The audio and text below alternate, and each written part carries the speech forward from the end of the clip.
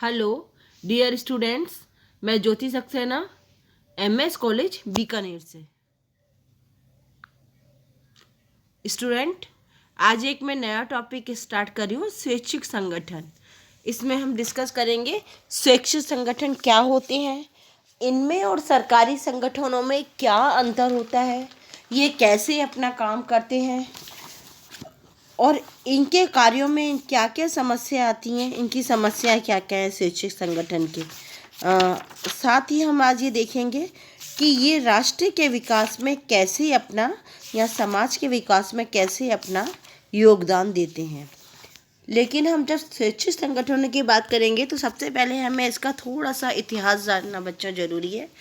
हम सभी जानते हैं कि भारतीय संस्कृति एक ऐसी संस्कृति है जो सबका कल्याण चाहती है, यानी सभी का वो चाहती है कि सभी सुखी, सभ्य और सम्मानित जीवन जिएं। हमारी संस्कृति में प्राचीन काल से ही धर्म, नैतिकता, परोपकार में विश्वास किया जाता था। जीव जंतु, पशुओं और मेहमानों की सेवा की जाती थी, यानी ये उनके लिए रास्ते, चलते हुए लोगों के लिए प्याऊ, बीमार के लिए अस्पताल, धर्मशालाएं, ये चीज़ें बनाई जाती थी। और ये माना जाता था हमारी संस्कृति में कि सुख और दुख जीवन के दो पहलू हैं, यानी सुख आएगा तो दुख भी आएगा और दुख आएगा तो सुख भी आएगा। इसलिए शुरू से ही कुछ परोपकारी लोगों ने मिलकर एक संस्था के रूप में ये सोचा कि वो ज़रूरतमंदों की मदद करें। दूसरे शब्दों में, राज्य या शासन के आदेशों के बिना जब कोई संगठन बनता है तो उसे हम स्वैच्छिक संगठन कहते हैं। धीरे धीरे हमारी सभ्यता का विकास हुआ, विज्ञान और जब तकनीक का विकास हुआ उसके बाद भी हमारे यहाँ सेवा की भावना में कोई कमी नहीं आई। सेवा की भावना किसी न किसी रूप में चलती रही। 1600 में ईस्ट इंडिया कंपनी जब भारत में आई तब भी यहाँ पर उसके द्वारा भी समाज के विकास के लिए प्रयास किए गए।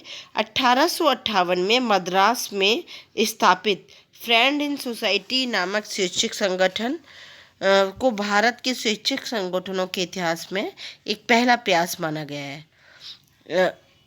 अंग्रेजी ब्रिटिश काल में स्वैच्छिक संगठन भारत में थे, किंतु उनमें 3 परिवर्तन आए उस समय। पहला था, ब्रिटिश काल में शिक्षा के विकास के लिए समाज सुधार आंदोलनों से स्वैच्छिक संगठनों का कार्य बहुत बढ़ गया, यानी जो वर्ग पिछड़ा हुआ था उन या जिनका जाति का शोषण हो रहा था, जिनका विकास नहीं हो रहा था, उनके कल्याण और विकास के बारे में सोचा जाने लगा। जैसे ही ईसाई मिशनरी भारत में आए तो संगठित प्रणाली से वो दीनहीन की ईसाई मिशनरी आई, वो पिछड़े वर्ग और दीनहीन की सेवा में लगी। ये मिशनरी संस्थाएं आदिवासी तथा शोषित समुदाय तक पहुंचने लगी और उनके लिए काम करने लगी। जैसे ही भारत में ब्रिटिश शासन की जड़ें जमने लगी, कानूनों का निर्माण होने लगा और स्वैच्छिक संगठनों का औपचारिक पंजीकरण जरूरी हो गया। आज भी स्वैच्छिक संगठन सोसाइटी पंजीकरण अधिनियम 1860 के अंदर पंजीकृत होते हैं। लेकिन जैसे ही हमारा भारत स्वतंत्र हुआ, भारत में लोक कल्याणकारी अवधारणा को अपनाया जाने लगा, तब संविधान के नीति निर्देशक तत्वों में समाज कल्याण का सारा उत्तरदायित्व सरकार को दे दिया कि सरकार ही उनका संपूर्ण कल्याण करेगी या विकास करेगी। जैसे जैसे हमारे यहाँ भौतिक और तकनीकी विकास होने लगा, संयुक्त परिवार खत्म होने लग गए और सहयोग की भावना भी कम होने लगी।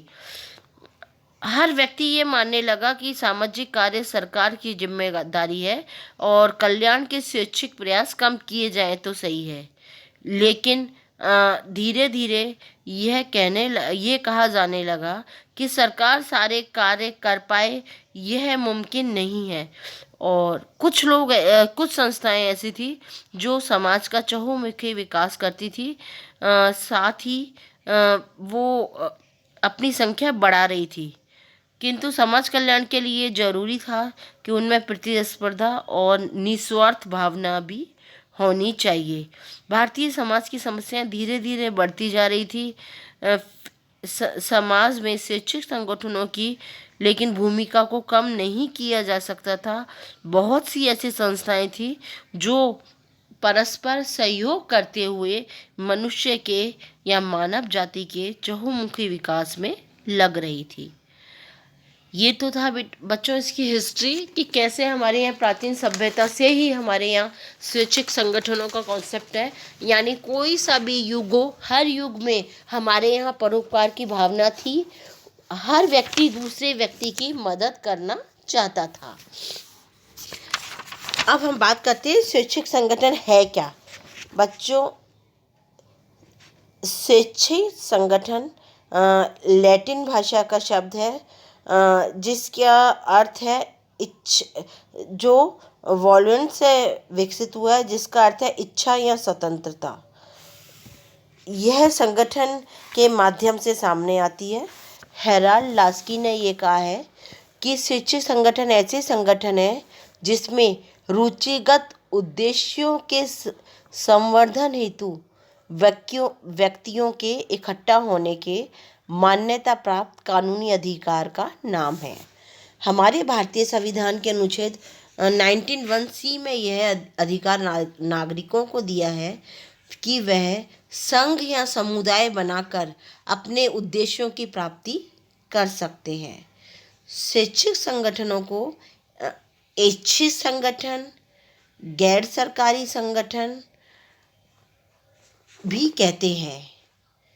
स्वैच्छिक संगठनों पर शोध करने वाले डॉक्टर धर्मेंद्र मिश्रा ये कहते हैं कि स्वैच्छिक संगठनों को यदि हम गैर सरकारी संगठन कहते हैं तो इससे इसका नकारात्मक अर्थ निकलता है।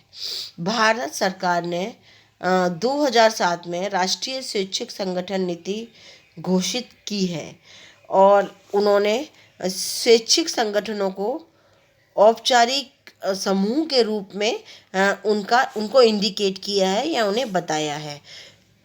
उसके अनुसार स्वैच्छिक संगठन समुदाय आधारित होते हैं, गैर सरकारी विकास संगठन होते हैं, दान संगठन होते हैं और सहयोगी संगठन होते हैं। साथ ही पेशेवर सदस्यता रखने वाले संगठन भी स्वैच्छिक संगठन कहलाते हैं।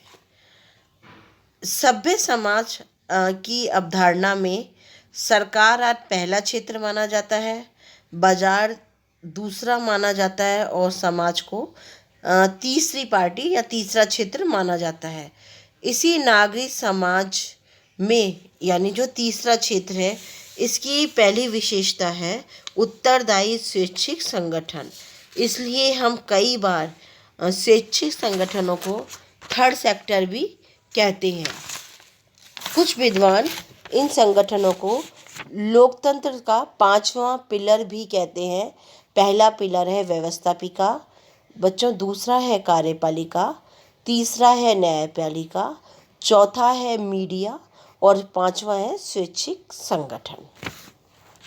इस प्रकार हम ये कह सकते हैं कि स्वैच्छिक संगठन कुछ व्यक्तियों के द्वारा बनाए जाते हैं जिनका उद्देश्य समाज का विकास करना होता है और मानव की सेवा करना होता है।